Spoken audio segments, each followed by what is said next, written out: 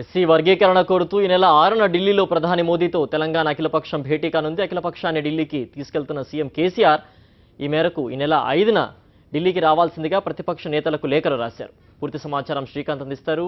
శ్రీకాంత్, చెప్పండి, అఖిలపక్షాన్ని సీఎం కేసీఆర్ నేతృత్వంలోని ఢిల్లీకి వెళ్ళనున్నట్లు తెలుస్తోంది. దీనికి సంబంధించి పూర్తి వివరాలేంటి శ్రీకాంత్?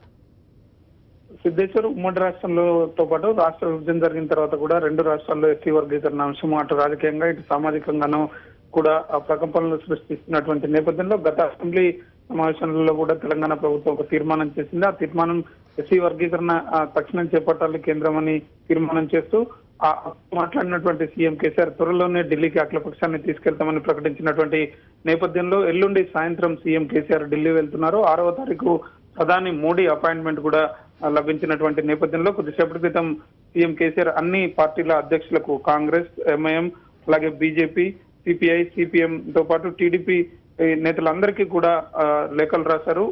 ఈ నెల ఎల్లుండి కల్లా అందరూ ఢిల్లీలో అందుబాటులో ఉంటే 6వ తారీఖు ప్రధానిని కలిసి ఎస్సీ వర్గీకరణ తక్షణం చేపట్టాలని, అలాగే అసెంబ్లీ చేసినటువంటి తీర్మానం కూడా ప్రధానికి అందించి ఎస్సీ వర్గీకరణ మీద రాష్ట్ర ప్రభుత్వం చిత్తశుద్ధితో ఉంది కాబట్టి కేంద్ర ప్రభుత్వం కూడా ఆ మేరకు నిర్ణయం తీసుకుని తక్షణం వర్గీకరణ చేయాలని ప్రధాని కేంద్ర ప్రభుత్వాన్ని తెలంగాణ అఖిలపక్షం కోరబోతోంది. సిద్ధేశ్వర్. ఓకే శ్రీకాంత్.